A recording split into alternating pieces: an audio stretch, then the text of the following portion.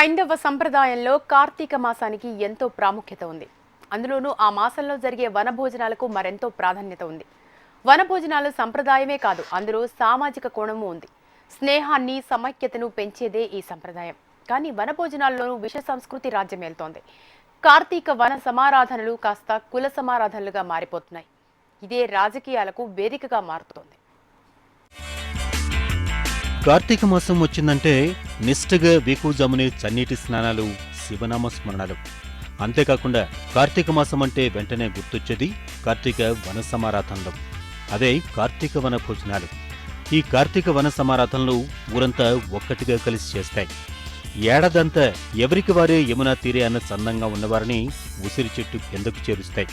మరో సంక్రాంతిని తలపిస్తాయి. తనమన భేదం లేకుండా ఉసిరి తోటల్లో ఆటపాటలు, కలిసి భోజనాలు పండుగ వాతావరణాన్ని తలపిస్తాయి.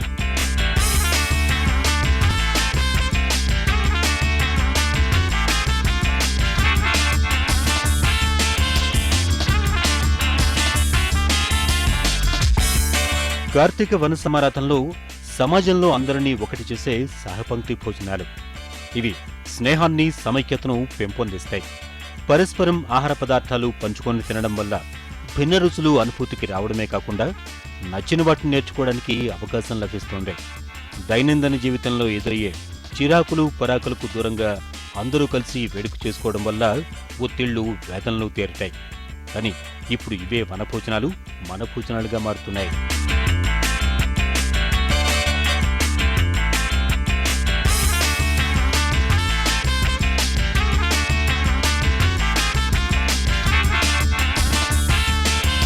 కార్తీక వన సమారాధనలు కాస్త కుల సమారాధనలుగా మారిపోయాయి.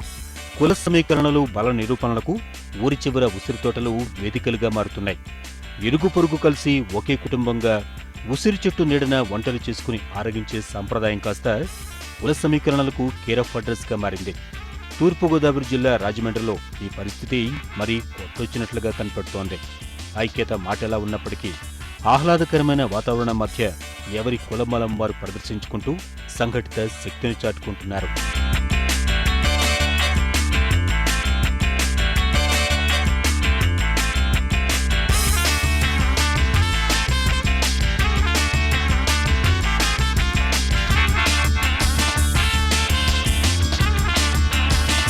వనభోజనాలను రాజకీయ నేతలు తమకు అనుకూలంగా మలుచుకుంటున్నారు. సామాజిక శక్తిని చాటుకుంటూ సంప్రదాయానికి రాజకీయ రంగు పులుముతున్నారు. కులం పేరు చెప్పి వనభోజనాల్లో విష సంస్కృతిని చాటుతున్నారు. అంతేకాకుండా ఎన్నికల్లో మాదిరి మైకులు పట్టి స్పీచ్లు దంచుతున్నారు. ఏ కులం వారు ఆ కులం వారితో భోజనాలు చేస్తూ కార్తీక వనభోజనాలకు అర్థం మార్చేస్తున్నారు. అదేంటని అడిగితే ఇదే ఇప్పటి ట్రెండ్ అంటున్నారు. మరి వన సమారాధన కార్యక్రమం అనేది పద్మశాలి కులస్తులందరినీ ఒకే వేదిక మీదకి తీసుకురావడానికి ముఖ్య ఉద్దేశంగా ఈ వన సమారాధన కార్యక్రమం అనేది పెట్టడం జరుగుతుంది. ఇది వన భోజనాలు అనేది పూర్వం అనేవారు, ఈవేళ కుల భోజనాలు అంటారు. 100% కుల భోజనాలు పెట్టుకోవాలని ఆవశ్యకత ఎంతైనా ఉంది. దయచేసి ప్రతి ఒక్కరు కూడా వన సమారాధన కార్యక్రమానికి అటెండ్ అయ్యి ఈ కుల ప్రాముఖ్యత గురించి కూడా 10 మందికి చెప్పే పరిస్థితి కూడా ఎంతైనా ఉంది. 100% ఈ వేళ ప్రతిదీ కుల ప్రాతిపదిక జరుగుతూ ఉన్నది. పూర్వం మన పెద్దలు ఒక పెళ్లిల్లోని పెద్దల భోజనాల్లోనే కులం ఎత్తేవారు. ఈ రోజు ప్రతిదీ రాజకీయంగా, ఆర్థికంగా అన్ని రంగాల్లో కూడా కుల వ్యవస్థ నడుస్తుంది. కాబట్టి ఇది ఎంతైనా కూడా ఆవశ్యకత ఉందని మీకు తెలియజేస్తా ఉన్నాం. కార్తీక మాసంలో భక్తి శ్రద్ధలతో గుళ్ళు, గోపురాలు చుట్టూ తిరిగి పుణ్యం కోసం తిరిగేవాళ్లు కొందరైతే, స్నేహితులతో కలిసి సరదాగా షికార్లు, పిక్నికుల కోసం వెళదామని పరితపించేవాళ్లు మరికొందరు. నిత్యం బిజీ పేరుతో గజిబిజి జీవితాలు గడుపుతున్న యాంత్రిక సమాజంలో విరామం దొరికేది చాలా అరుదు. కనీసం కార్తీక మాసంలో ఇలా వన సమారాధనల సమయంలోనైనా సన్నిహితులు, మిత్రులతో కలిసి ఎక్కడికైనా వెళ్లి సరదాగా గడుపుదామంటే అలాంటి వారికి కుల సమారాధనలు అడ్డుగోడుగా మారుతున్నాయి.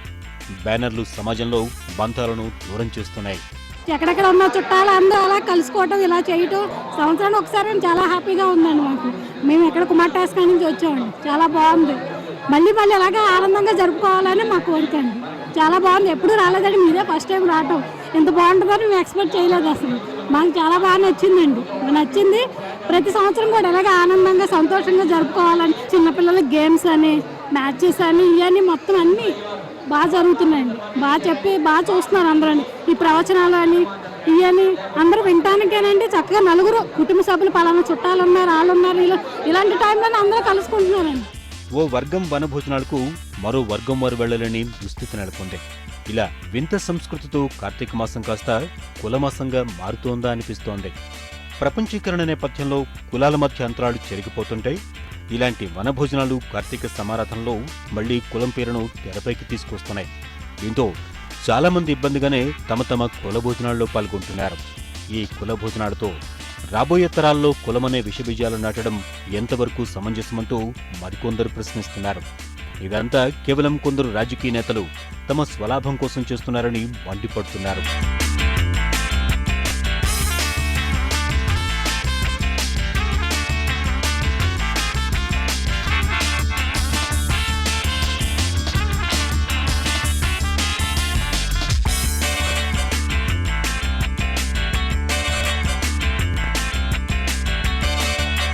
ఈ కార్తీక మాసంలో ఇప్పుడు ఎక్కడ చూసినా కూడా ముఖ్యంగా గోదావరి జిల్లాల్లో కుల భోజనాలు కనపడుతున్నాయి.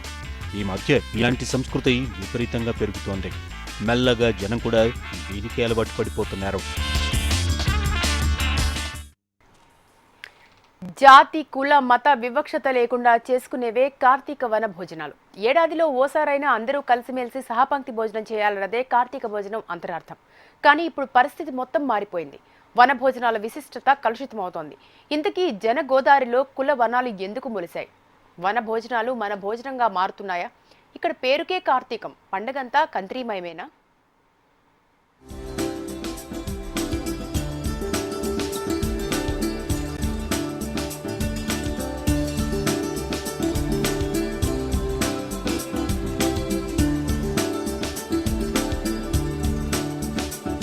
కార్తీక మాసం అంటే వర్షాకాలం తర్వాత వస్తుంది. అంటే అప్పటిదాకా వానలు పడి చిత్తడిగా ఉన్న భూములు పొడివారతాయి.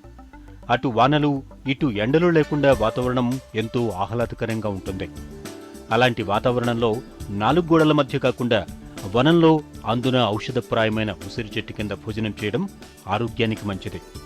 ఇలాంటి మంచి ఉద్దేశ్యంతో పురాణ పురుషులు నిర్దేశించిన కార్తీక వనభోజనాలు ఇప్పుడు దారి తప్పుతున్నాయి.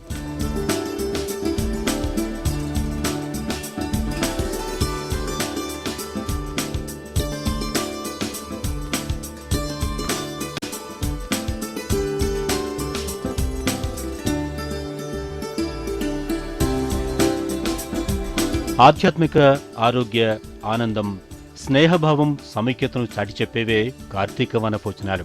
ప్రస్తుతం కులాల ప్రాతిపదికన ఉన్న అన్ని ఊళ్లలో పోటాపోటీగా ఈ కార్తీక మాసంలో వనభోజనాలు జరుగుతున్నాయి. రాజకీయ నేతల్లో కొందరు కులాల గంపగుత్త ఓట్లను టార్గెట్ చేసుకుని ఇలాంటి కార్యక్రమాలను ఉధృతం చేస్తున్నారు. కార్తీక మాసంలో హాయిగా బంధుమిత్రుల మధ్య భోజనాలు చేసి సరదాగా గడిపే రోజులు పోయాయి. ఇప్పుడు కులం భోజనం పేరుతో కేవలం సంతర్పణ భోజనాలు మాత్రమే చేస్తున్నారు. ఇరుగు పొరుగు మిత్రులతో గడుపుదామనుకుంటున్నా అది అందరికీ సాధ్యపడటం లేదు. తమ తమ కుల భోజనాలు వేరువేరు చోట్ల ఉండడంతో ఎవరికి వారే యమునా తీరే అన్నట్లుగా ఉంది పరిస్థితి.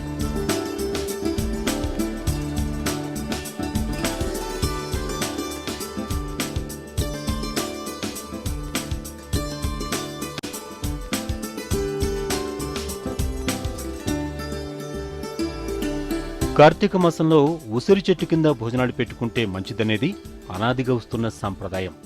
అయితే ఈ కుల భోజనాలతో అలాంటి సంస్కృతి సాంప్రదాయాలకు కూడా స్వస్తి పలికేస్తున్నారు.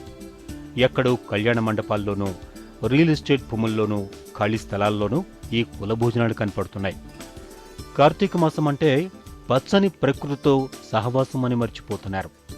వన సమారాధన పేరుతో ఎక్కడో జరుపుకునే ఈ కుల వేడుకలకు తమ తమ కులాల్లో గొప్పోళ్లంతా సెలబ్రిటీలుగా మారుతున్నారు.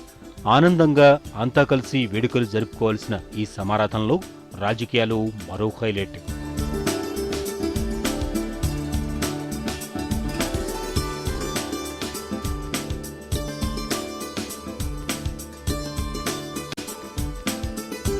ప్రతిరోజు ఊకదంపుడు రాజకీయాలతో విసిగి వేసారిన సగటు ఫ్యామిలీకి ఇలాంటి వనభోజనాల్లో ప్రశాంతత కరువవుతోంది.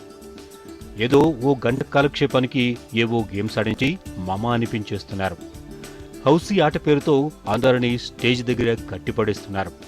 ఇలా ఏదో మాయ చేసి మంత్రం వేసి జనాన్ని సమీకరించుకుని మా కుల భోజనాలు పెద్ద హిట్ అయ్యాయని బాజా కొట్టుకుంటున్నారు కుల సంఘం నేతలు. కులాల వారీగా విడిపోయి సామాజిక కాలుష్యాన్ని సృష్టించడం సరైన పద్ధతి కాదని కొందరంటుంటే, ఇలాంటి కుల భోజనాల వల్ల కొన్ని ప్రయోజనాలు ఉంటాయని మరికొందరంటున్నారు.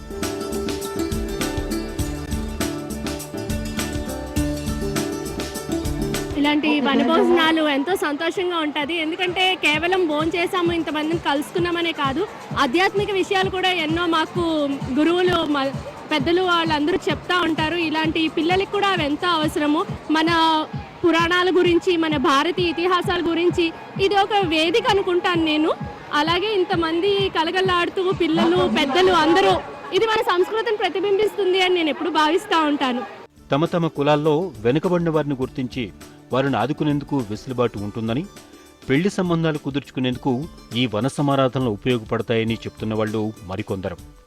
అలాగే తమ కుల ఐక్యతను చాటడం ద్వారా ప్రభుత్వం నుంచి వచ్చే ఫలాలను త్వరితగతిన సాధించుకోవడానికి వీలుంటుందనేది ఇంకొందరి వాదన.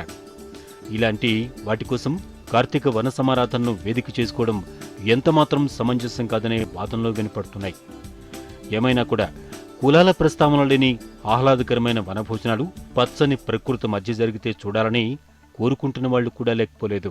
ఈ దైనందిన జీవితంలో ఎవరికి వారే యమునా తీరేగా ఉంటూ ఎవరి పనులు వాళ్ళే చేసుకుంటూ రోజులు బిజీగా గడుపుతున్నాం. వీరందరినీ కూడా ఒక చోటకు చేర్చి ఆటపాటలతో సంతోషాలతో మన పక్క ఊళ్ళో ఉన్నవాడు కూడా మనకు తెలియని విషయాలు ఇటువంటి కార్యక్రమం ఏర్పాటు చేయడం వల్ల రేపు జరిగే ఎటువంటి సమస్యలైనా ఎదుర్కోవడానికి ఇటువంటి కార్యక్రమాలు ఏర్పాటు చేయడం జరుగుతుంది. రాష్ట్ర రాజకీయ చరిత్రలో ఓ ప్రత్యేక స్థానం కలిగిన తూర్పుగోదావరి జిల్లాలో కులం ఒక నిర్ణయాత్మక శక్తిగా ఎదుగుతోంది.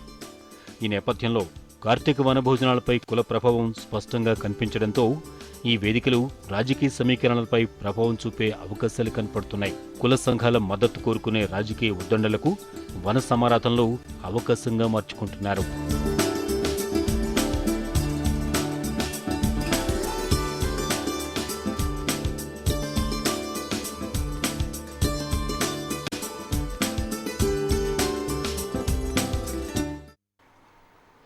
ఇది స్పెషల్ ఫోకస్. నమస్తే.